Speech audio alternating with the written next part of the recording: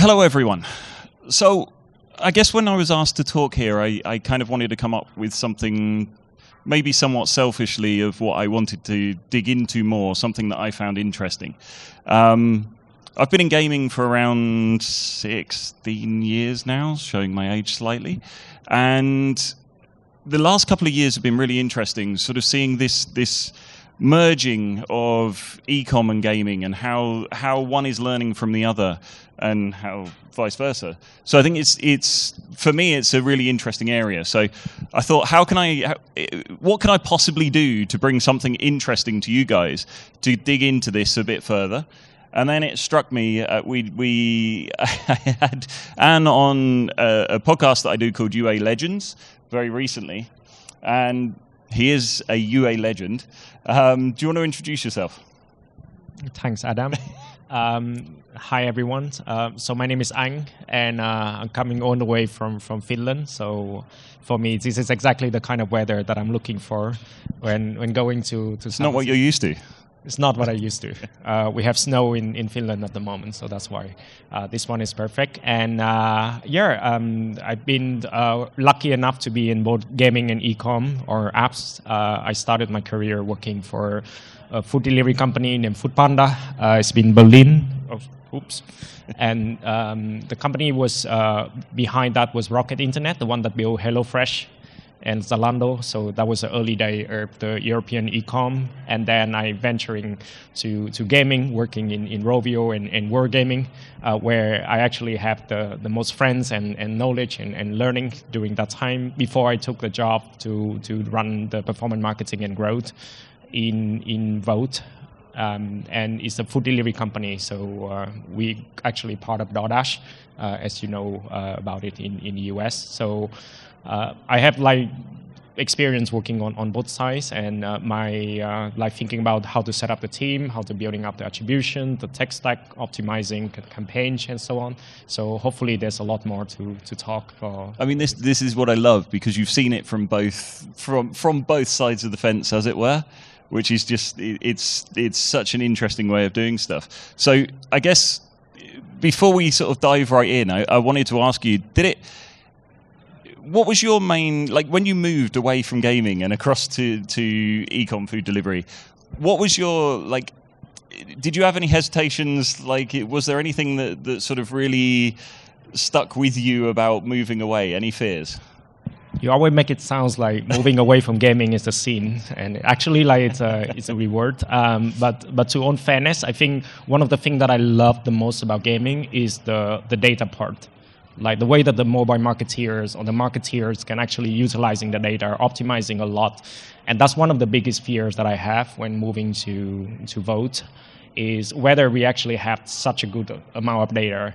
Now, the reality is that I was lucky enough, the company that I joined have been able to really building a really great foundations when it comes to telemetry data, the marketing data. This is like internal BI that you're talking about. It's internal BI. Yeah. So when I joined, the marketing part, the attribution, we only have the first MMP few months ago, before I joined. So there wasn't much has been built. So that was one of the changes that we had to start making, is what kind of attribution, how do we set up the attribution that can helping us grow, to build, and that's one of the biggest changes, of course. But the amount of data that we had is actually as equivalent or even better, and even more complex than what I used to work in gaming. That's incredible.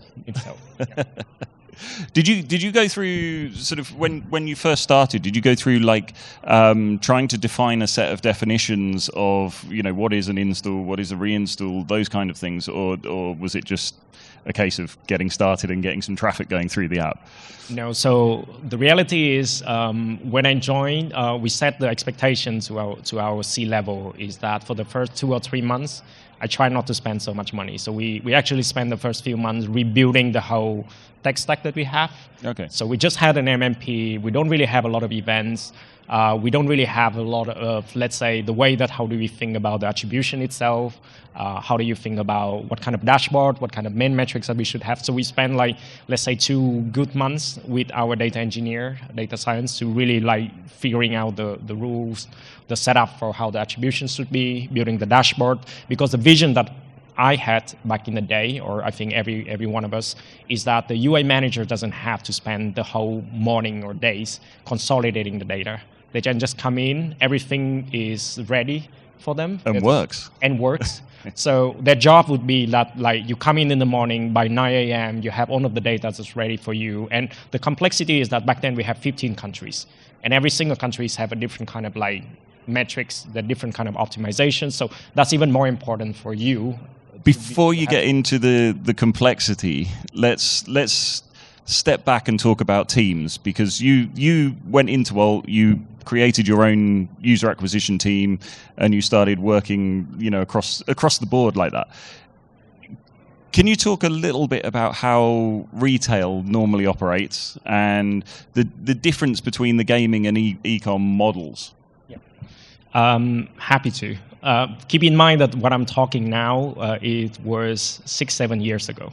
That's when I joined the company. So my benchmark is when I work in Foodpanda, in Rocket Internet.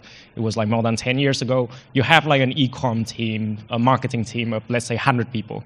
The more country you have, the more people you have. Because you have like people who are doing search, doing display, doing affiliate, doing offline buying, doing social campaigns. And then the more one person will probably looking after one search campaign. That's a traditional setup for e-coms, like channel-based, multiplied by the amount of countries and languages. So you ended up with like the huge organizations.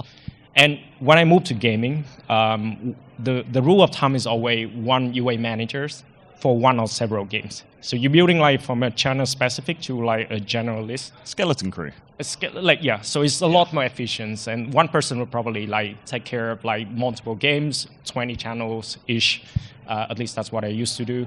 And the kind of setup is a lot more efficient. And they be able to do that because they have like the data platform that had been built. They come in every day. When I started my career, I spent like half of the day just consolidating the dashboard into one Excel.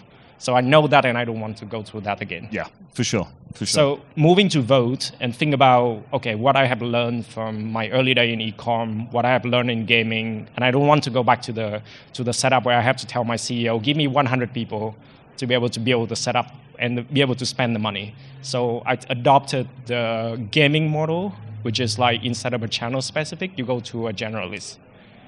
It took a lot of time to train, to trying to like nurturing the team, to trying to think about the setup. But we started with like 3 or 4 people to be able to run it for 15 countries. But does that mean you're looking for people who are basically questioning stuff and willing to give anything a go, really?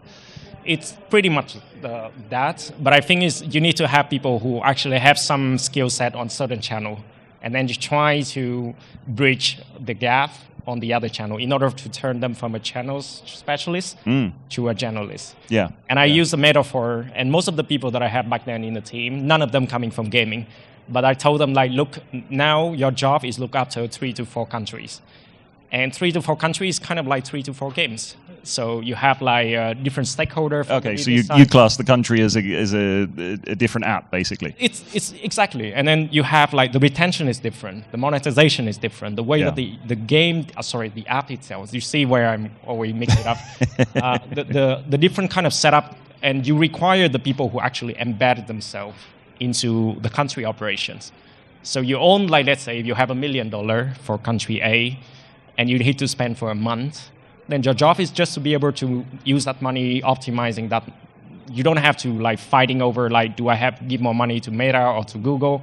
If you see that it's not performing in one channel, you just move the money. Yeah. So make a lot of things a lot faster, at least. I'm going to put it down so it doesn't feel... That's a good idea. I think you're throwing it everywhere. Yeah. So this is live. This isn't pre-recorded, as you can see. So I like to try and bring the audience into the conversation. So if anybody wants to just chip into the conversation, just put your hand up. Somebody will come around to you with a microphone, jump into the conversation, and feel free to ask this absolute genius any questions that you want to throw at him. So continuing on from the questions that I selfishly have prepared earlier, ecom relies quite heavily, from what I've seen, on brand advertising. Now, that's quite a large difference from the gaming world, or it has been quite a large difference from the gaming world until more recently, where we're starting to see more and more companies thinking about brand advertising. What do you see as the main differences there?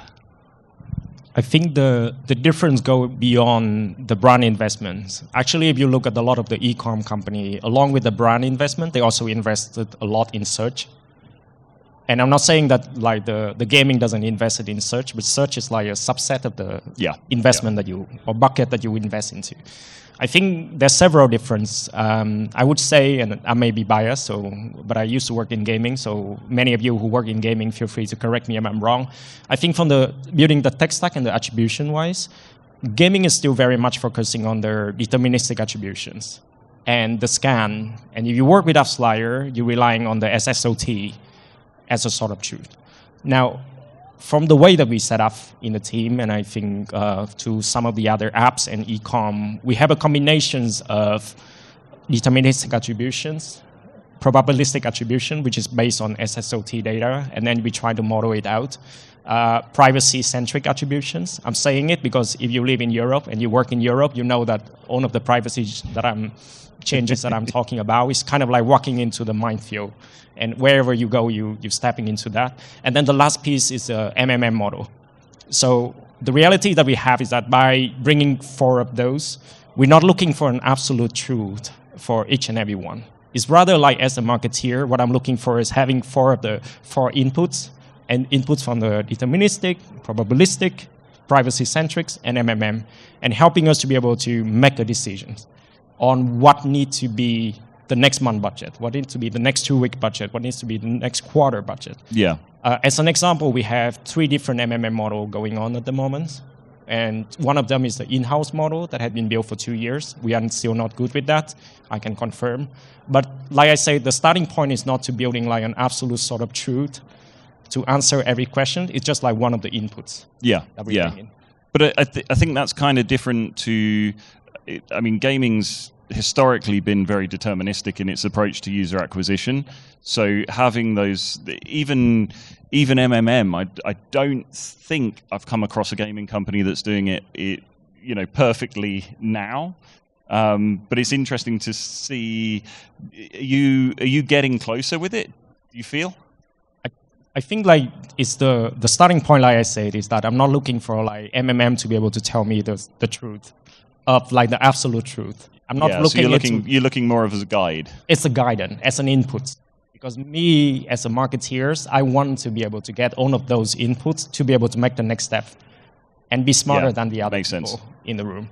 Makes sense. That's the only difference, right? And I think the CPO from AppsFlyer was telling earlier about one of the changes that the great marketeer have to tackle.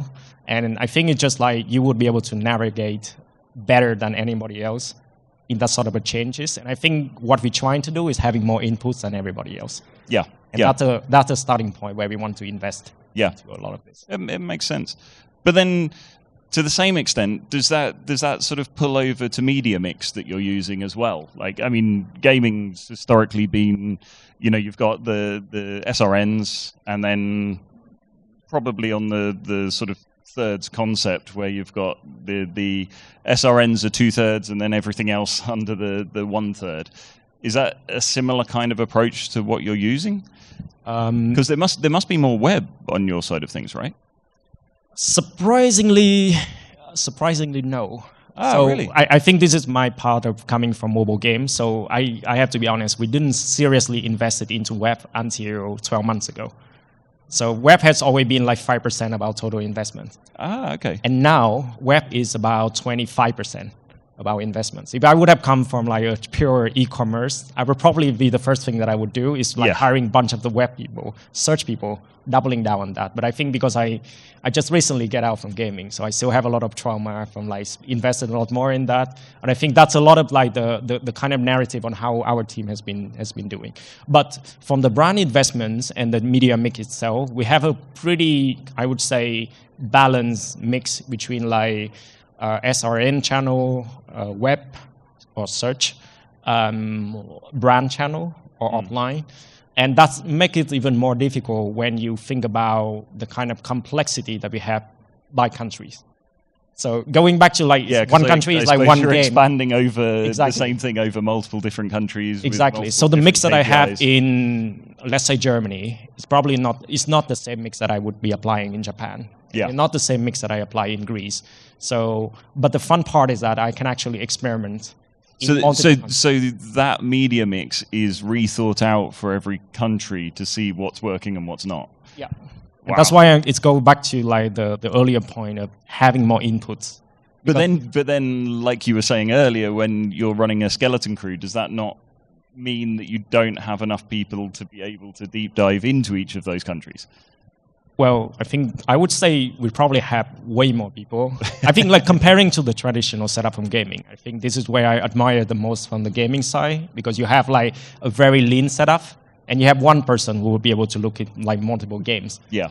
And I think I'm saying about what I learned and adopting it to my team. I still don't think that we are there yet because of the complexity that we have on the hyperlocal side.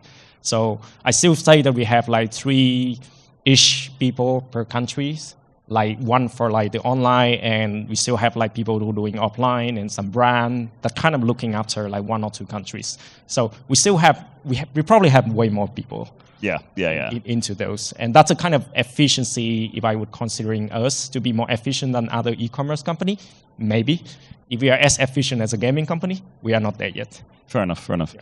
So I was at Pocket Gamer in London last week, and my sort of biggest takeaway from that conference was Rewarded is just going completely nuts within gaming at the moment. Like it's everyone's starting a Rewarded program. It's just completely exploded.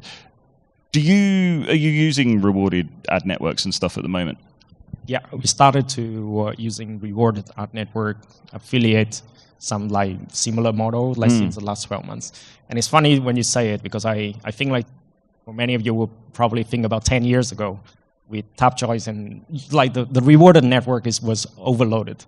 A lot of us. When I was working in gaming, it was always semi-frowned upon. You know, it was that kind of but they're going to stop playing at level 30 because that's what they're being told to do. Yeah. So and then like for a few years, nobody talked about it anymore. Yeah. And then suddenly it's mega trend. But from what I've seen more recently, is it's getting more. They've sort of thought up new ways of being able to drive the players' engagement for a longer period of time, and that seems to be working much better. Yeah. But is that similar to what you're seeing? I think the scale on the investment that we have on the Rewarded network, it's growing. It's still not a significant part of what we have. If you tell me that do we spend half of the money on it, no, we are not. But I think comparing to what it used to be 12 months ago, that's a huge change. So I think that definitely making a comeback. If you tell, I think the biggest concern that I have, if you asked me 10 years ago when we're doing like an App Store boost to get to number 1, normally you have to have a Rewarded networks, and the quality of the user is normally pretty bad. I think to what your point, I think a lot of the network is kind of like fine-tuning the channel, the inventories that they have in order to make it a lot easier, a lot more engaging, potentially deliver better quality. And I think one thing that is a bit more confident for us now is our fraud preventions is much better than what it used to be. So I think some of the MMP or I think some of the setup is helping us. It's certainly more understood now than when it was back in the Wild West. When it was back in the Wild West. And I think that's kind of making a slow comeback now. It's not because, I think it's a combination of like the channel getting better, but also you as a marketeer, you can start to filtering out the bad quality user easier. So I've not asked you this one, and I didn't write this down on the list, but what about CTV? Like, I've seen quite a few people starting to use CTV. It's starting to grow. It's starting to work for people. Have you found it to work? So we've been trying to run both traditional TV and CTV. I think the CTV itself, we're using it as one of the brand channel. So if you ask me, like, do we see a black and white kind of deterministic attributions, I think the number is still very limited at the moment. Trying to plug it into our model doesn't give like a concrete number. So I don't want to say that it's something that would like amazingly work for any other country that we have, but it starts to be a bigger part of our channel mix. That's exactly in line with what I've been seeing. Like it's all about scaling it, and I've seen scaling it is quite hard to sort of spend as much as you need to spend on it. Exactly. And I think a lot of the streaming services nowadays, they have like a ad, I think like an ad tier kind of package, which you actually tap into more audience with those. And I think for us, like tapping into those through programmatic channel, that's normally better. And actually, I think that's one of the reasons why we would be able to scale, because if I would have to go to every single CTV publishers and try to strike a deal, I would not want to do it, because doing it for multiple countries is just madness. You're going to need people full time on that, surely. Exactly. Yeah. Finding a scalable way of making that happen. What about, obviously you said that you weren't doing that much on web, but what about web to app? Are you doing, because presumably I've seen a lot of gaming companies now starting with trying to do either put a web port of the game together where they're then running user acquisition to web, which they're starting to see a lot lower CPIs. I mean, traffic's not necessarily as good, but they're starting to see a lot lower CPIs. Is that something that you've been doing? Yeah, so I think I mentioned earlier that we didn't doubling down on web at first. We only started doing it like during the last 12 months. And the reason for it is because we finally like figuring out how the web to app attribution is. The reason I'm saying it, because back then we used to run some small scale web campaigns, and the cost per acquisition is always horrible. And the moment that we kind of like figuring out how the web to app journey is, and what happened is like having a smart banner and having like some intermediate kind of like mobile web kind of landing pages, we actually can follow the user. And that's actually helping us to be able to now, okay, finally, we don't lose all of the signal anymore. We actually be able to capturing the user and following. So again, it's all down to data. It's down to data. It's down to the tech setup that we have, and it's suddenly like the moment that you have that, the UI manager would be able to start to scaling the campaign. So I mentioned like it used to be 5%, and now it's become like 25%. It doesn't happen overnight. It's actually like a consistent scale, and we also do like some sort of a incrementality test to be able to justify is all of them is incremental. And I think we still have like some sort of a small cannibalizations. But if I look at the blended growth, comparing to the last 12 months, our web traffic growth is growing like faster than the iOS and Android growth. So I would have been in a lot of like worse situations now comparing to what I used to be if we didn't doubling down on the web. And I think like figuring out the attribution and be able to like enabling the team to make more automated like choice, I think that's one of the key change. Cool. I've got a feeling we're going to get shouted at in just a minute because we're on time. But I've got to ask you one more question before we go. What do you know now that you wish you'd known earlier in your career, or something that would have helped you much earlier in your career? I think I mentioned that I started my career working in an e-com, and in a traditional e-com, like I was one of the 100 people in the marketing team. So my job is actually started as on SEO and SEM, and I didn't know much. So I thought to myself, like I'm gonna end up like doing search for the rest of my life. And lucky I didn't end up with that route. I think Google got smarter. Like I didn't have to end up with that. So I think if I would have known better, I would probably tell myself that I would probably want to be a generalist sooner, meaning that I want to get a sense. You're spreading out the risk. Yeah. You don't want to end up like being irrelevant. And I think that's from the career point of view. I think that's one of the changes that I think is important. If I would have known, I would probably move to gaming a bit earlier. Probably sure. Like they give me a choice that okay, here's the money, here's the budget, here's the game, do your magics. And I think you learn from the best. And I think that probably one of the and there's so much data that you can just grasp. And I think that's the beauty of being like a UA manager in gaming.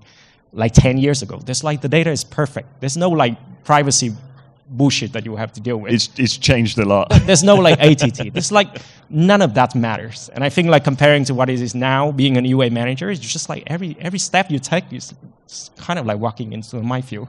It's worse. And on that positive note, thank you very much. Are we doing questions? Do we have time for questions?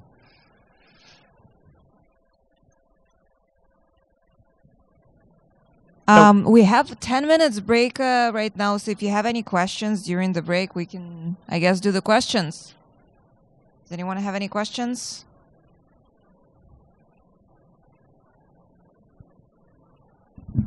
Hi there. I work at Poshmark, so similar e-commerce application.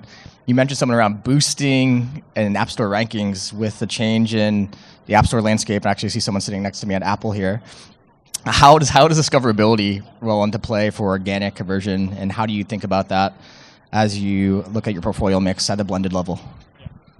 No pressure with somebody from Apple sat there. No, I think it's a fair thing to ask, right? If you ask me now, none of that works. I think that's what it used to be. Like when I was working on launching Angry Birds 2, it took us like less than 12 hours to get to the number one in app stores. And the halo effects that follow in 2015, that was insane. But comparing to it now, none of that matter. Actually, we do like some tests on trying to get into like number one in local app store. None of the halo effect actually happened. That sort of X% lift. Exactly. Like user doesn't go to the top chart to really find the new apps anymore. Yeah. Like the discovery change. So if there would be anything, I would say that like building a better apps is more important than actually trying to get yourself into number one. I mean, the being number one in the App Store is a result, not the means, from what I'm seeing.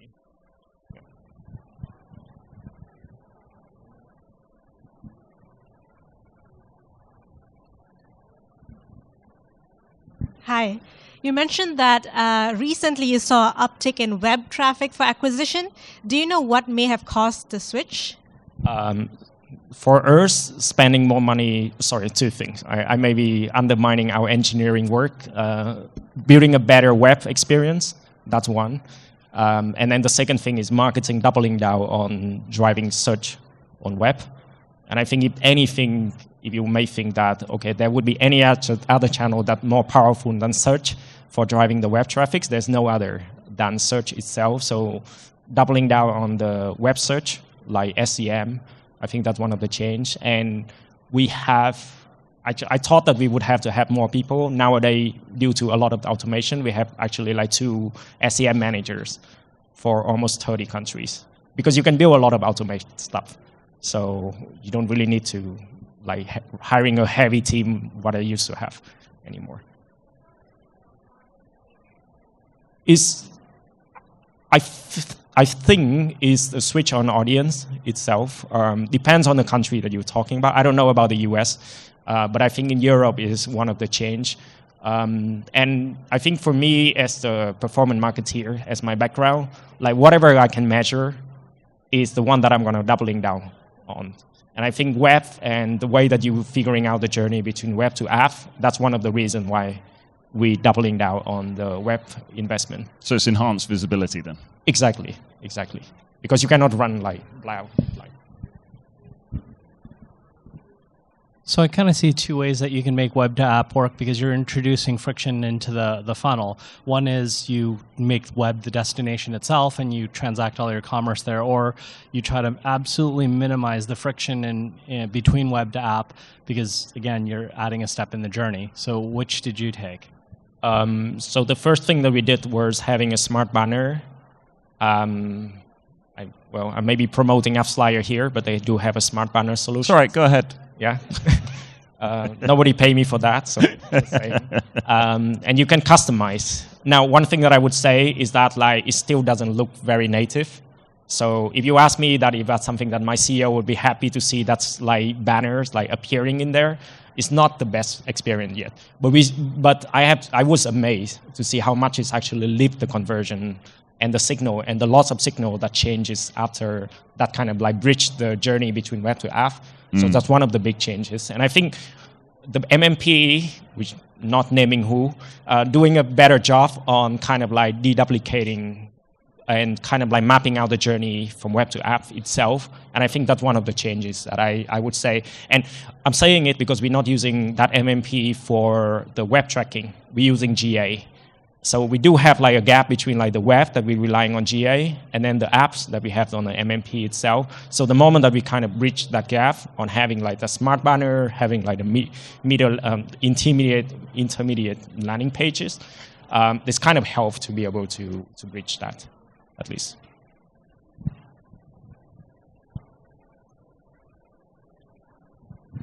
Sorry, all right, there we go. I'll just wave at you. If I think about some of the bigger levers in terms of creative and generative AI that's coming, can you guys talk about what you guys have tested there and what have you guys actually implemented? Like what's worked and what hasn't worked within that specific segment? I just had a chat with with Andy from DoorDash. He's my colleague from the US, and we were just talking about it. So the sad part is that I have a pretty strong brand team who doesn't want to let go when it comes to Gen AI. So what we're looking for now as a compromise is trying to using AI to be able to supporting or giving ideas for the designer, rather than like taking any job away from the designer. So the kind of like even come up with a new concept, that's probably something that we not there. So we're trying to looking for a way to improving the creative production process using Gen AI and supporting that rather than like invest like going crazy. And I think that's something that always, every time that I'm going to like an event and conference, I think UI Society in London is a good one. 2 years ago, I think Ubisoft already talked, or some of the gaming company already talking about like going all in on Gen AI. Yeah. And I look at that and I was like, this is a dream. And I go back to my head of brand and they were yelling at my face, like, what are you thinking about? Why are you like going that extreme? So what we're trying to do is going for like somewhere in between that. I was just trying to like improving the creative productions rather than taking the job from there. Hopefully that answered the question. I don't think that's a part that we're doing better than anybody else. Right, I think we're going to have to call it here before somebody comes on and drags us off stage forcibly. So thank you very much, everybody, for listening. Thank you.